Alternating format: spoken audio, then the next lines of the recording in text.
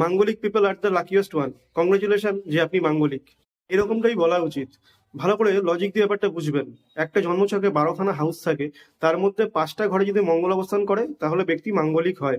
এটা হচ্ছে north Indian. South Indian আবার যদি 6টা ঘরে মঙ্গল থাকে তাহলে সেটা মাঙ্গলিক হিসাবে গণ্য করা হয়ে থাকে। এই হিসাবে পৃথিবীতে 43 থেকে 50% লোকই হচ্ছে মাঙ্গলিক। তাহলে আপনি কি আলাদা করে স্পেশাল হলেন?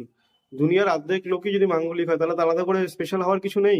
কিন্তু আপনাকে বুঝতে হবে মাঙ্গলিক থাকলে সে মানুষটা কিরকম প্রকৃতির হয়ে থাকে। মাঙ্গলিক হয় তাদের অ্যাম্বিশন খুব হাই থাকে, তারা ছোট ছোট জিনিস নিয়ে অত মাথা ঘামায় না। এক ধরনের মাঙ্গলিক হয় এদের অল্প বয়সেই অনেক কিছু একসাথে চাই। 25 বছর 26 বছর বয়সেই তাদের BMW চাই, সে 40-50 বছর অব্দি ওয়েট করতে পারবে না। এক ধরনের মাঙ্গলিক হয় যারা একটু অ্যাগ্রেসিভ হয়, একটু অ্যাঙ্গার তাদের মধ্যে বেশি থাকে, তাদেরকে চট করে কন্ট্রোল করা যায় না এবং যারা চট করে ঝুঁকে পড়ে না। মাঙ্গলিক ব্যক্তি খুব প্যাশনেট হয় এবং খুব রোমান্টিক হয়, তারা নিজের পার্টনারকে মন ভরে ভালোবাসে। আসলে এটাই হচ্ছে মাঙ্গলিকের ধরন। মেন যে প্রবলেমটা হয় সেটা হচ্ছে মাঝে মাঝে ব্লাড রিলেটেড কিছু সমস্যা হতে পারে। যদি মাঙ্গলিক উচ্চ হয় মঙ্গল, তাহলে ব্লাড প্রেশার বেশি হবে, আর যদি নিম্ন স্থানে মঙ্গল বসে থাকে তাহলে ব্লাড প্রেশার ফল করতে পারে। বিশেষ করে বিয়ের ক্ষেত্রে একটু সমস্যা দেখা দেয় মাঙ্গলিক থাকার দরুন। তো জন্মগোষ্ঠী না মিলিয়ে এই সমস্ত মানুষদের বিয়ে দেওয়া উচিত না, সে ছেলে হোক বা মেয়ে হোক।